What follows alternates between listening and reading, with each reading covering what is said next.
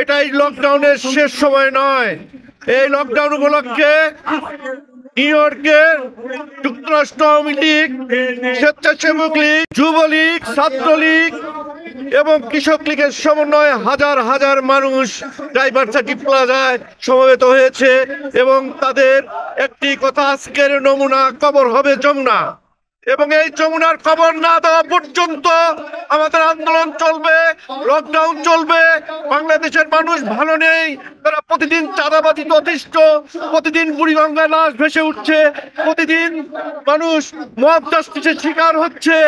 এরই প্রতিবাদে হাজার হাজার মানুষ আজ রাস্তায় নেমে আসবে এবং এরই নমুনা হিসাবে আমার মা বোনদের কাছে আবেদন, বাংলাদেশের মানুষ ভালো নেই, বাংলাদেশের মানুষ এই বিএনপি সহ জামাত এনসিপির অত্যাচারে মানুষ আজ দিশেহারা, এবং মা বোনদের প্রতি, ভাই বোনদের প্রতি আমার আবেদন, আপনারা রাস্তায় নেমে আসুন, এই অবৈধ ইউনূস সরকারের বিরুদ্ধে প্রতিবাদ করে তুলুন এবং যমুনার খবর না হওয়া পর্যন্ত আমরা রাজপথ ছাড়ব না এবং আমাদের আন্দোলন চলবে।